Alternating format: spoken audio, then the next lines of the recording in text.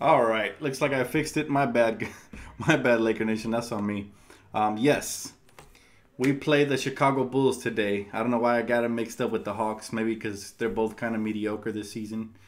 But yes, we play the Chicago Bulls. Thank you guys for joining the live stream as we kick off this Grammy road trip.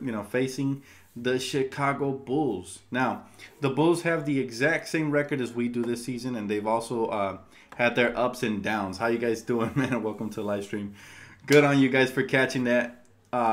It was crazy because I've been playing a lot of Dragon Ball Z Fighter C. I'm going to upload the gameplay I had earlier on my second channel, so check that out if you guys want to see me whoop some butt on that. Demi Gold comes out and everybody, so definitely check that out, man.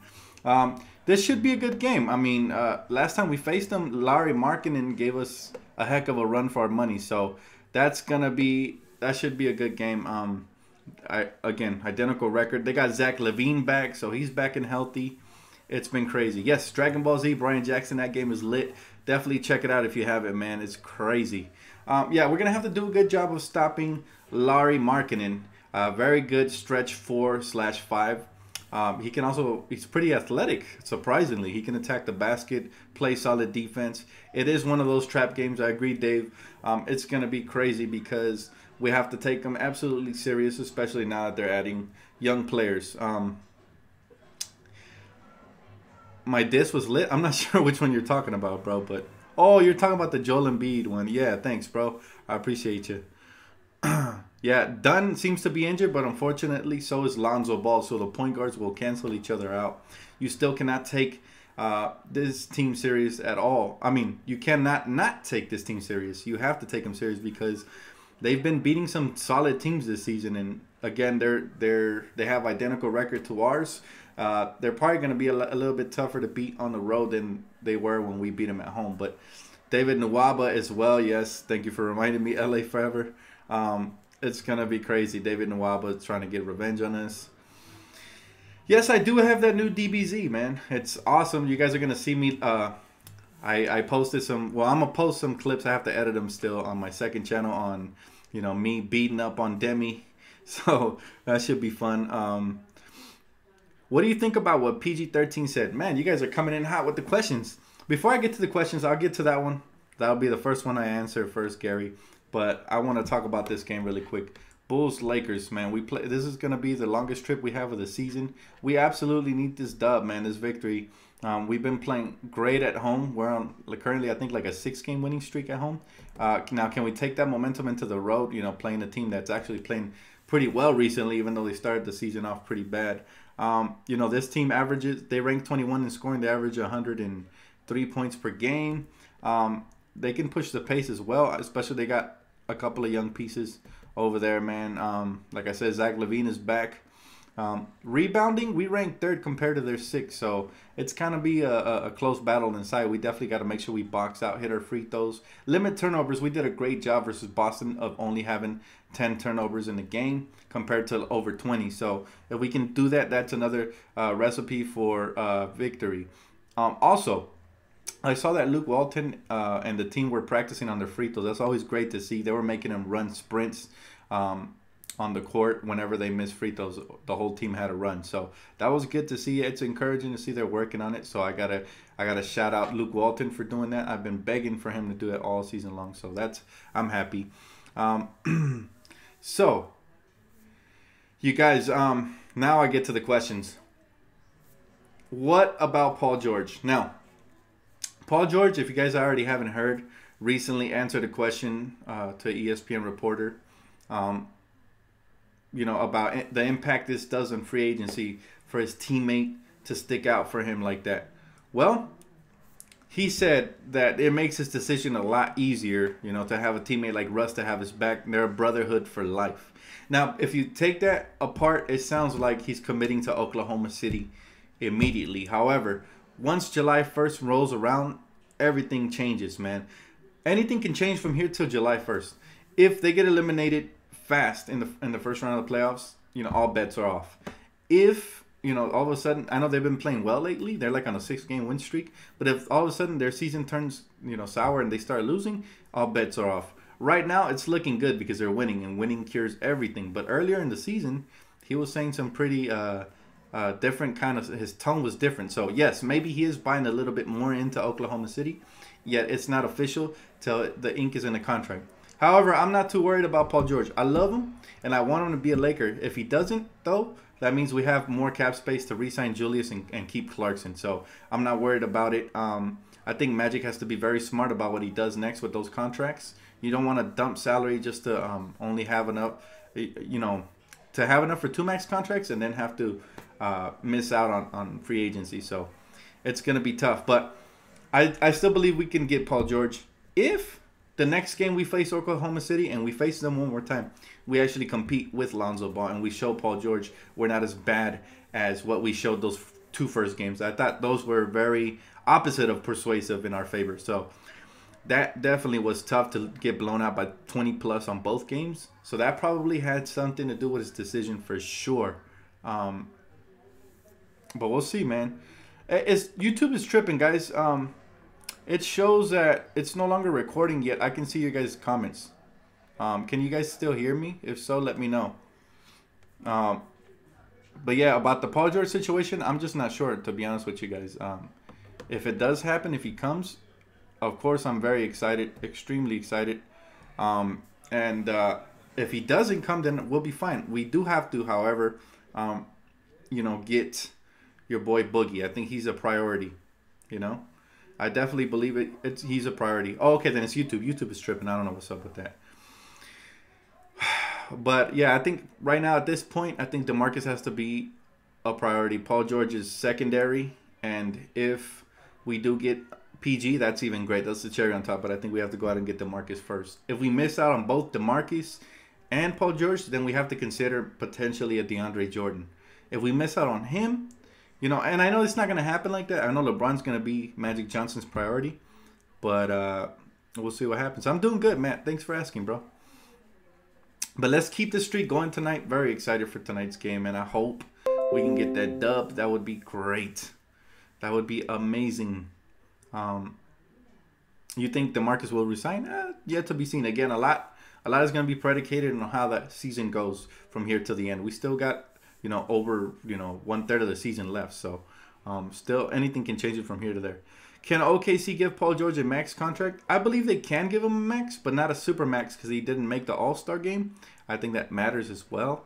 But again, that's small factored into what he can make with his marketing over here in LA. So, how could you look Brook back if he takes a major pay cut and maybe come off the bench? How would you like Brook back? Sorry, I totally misread that. I would like Brook. Not really. I wouldn't like Brook at all. Honestly, I feel like he's a waste of roster spot the way he's been playing. Now, if he took the MLE and we had 2 All-Stars, then yeah, bring him back. Why not? But other than that, honestly, I wouldn't pay him over $6 million a year. Dan, how about Clint Capella? He's great. He'd be a great rebounder and good defender. I would take him as well. But he's got to be like option number C or D.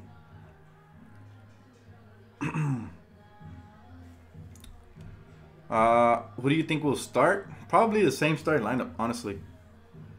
Probably. No, OKC already said they are not gonna go into luxury tax. They are cheap. Yeah, that's true. Brook had major potential, but he makes us sad. He's just very soft on the inside. He doesn't play defense. He doesn't crash the glass, so that's always tough. Would you like Nerlens Noel, Dan? I would like Nerlens Noel if plan A, B, C, and D fail. Yes, he is a rim protector. He's not that great offensively, but he could play a Tyson Chandler type role potentially. And he is athletic as well. The problem with him has been injuries. However, if we get him on a decent price and we were able to keep Julius and Clarkson and just add more young talent, like let's just say we totally strike out, then Noel would be good for about 7 to 8 mil. I wouldn't pay him much more than that. He's always injured. Dan, why are you not wearing your lucky jacket?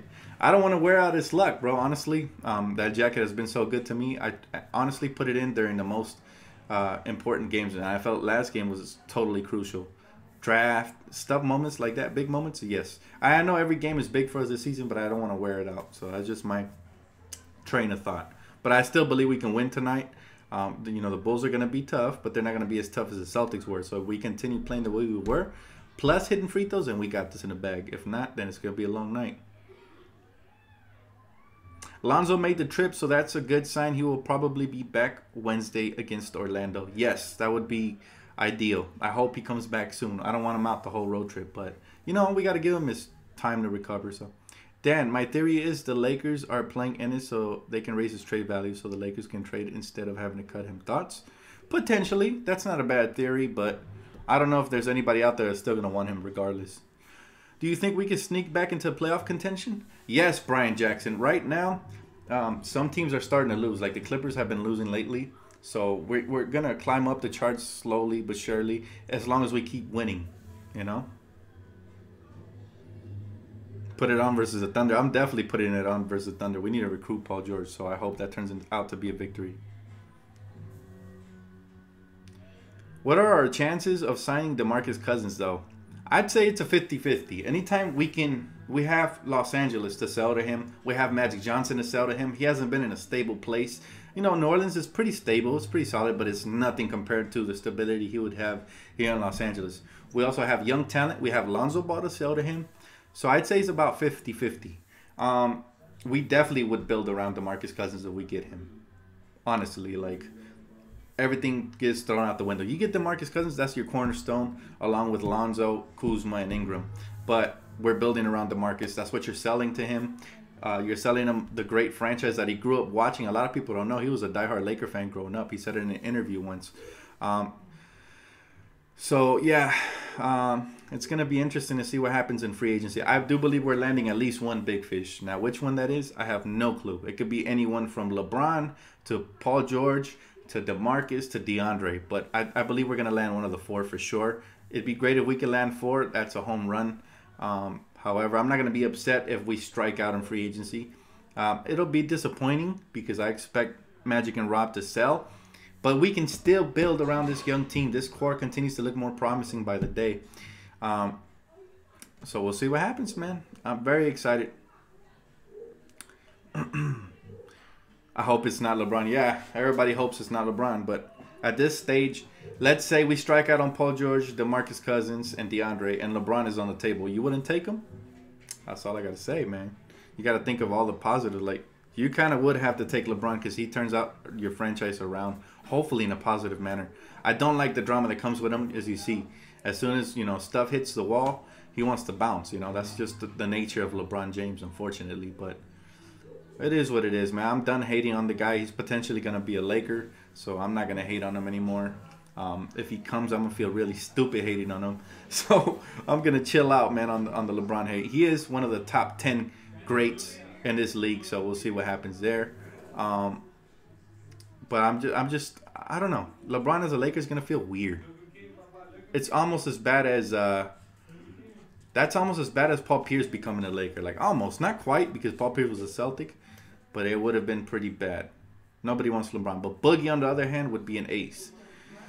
Boogie is a bad locker room, at least in Sacramento. Do you feel like Lonzo would really help with that? I don't think Boogie is bad for the locker room. I think he had a bad stint. I mean, he had people from the Sacramento Bee in Sacramento writing articles about him, so like hating on him and his family. So I mean, he had the right to lash out the way he did.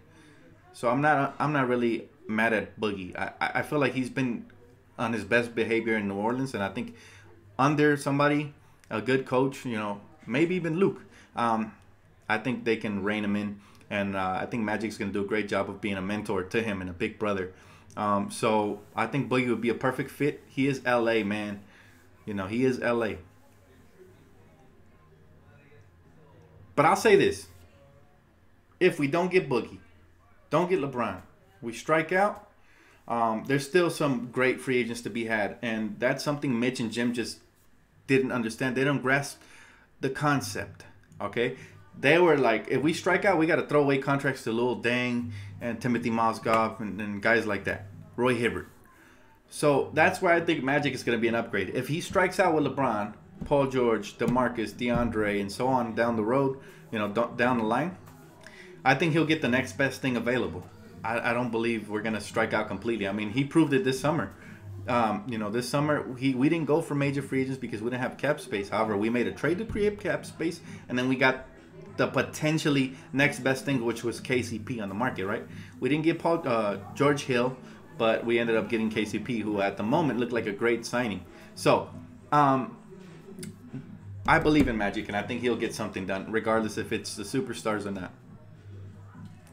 We need to trade KCP and Brooks for picks and expiring contracts. I do it for picks and expiring contracts, but the key there is expiring contracts. Anyways, guys, looks like I got some family members over, so I'm going to go ahead and say hi. I'm going to let you guys go. Hopefully the Lakers pull out a victory. I'm not sure if I'm going to do the halftime report today. I got a lot of family over, so I got to, kind of tend to them. However, I will be here post-game, so keep it locked. And if you already haven't, please subscribe, drop a like, man, and I'll see you guys hopefully at the half. If not, post-game, I got you. All right, peace out, Laker Nation.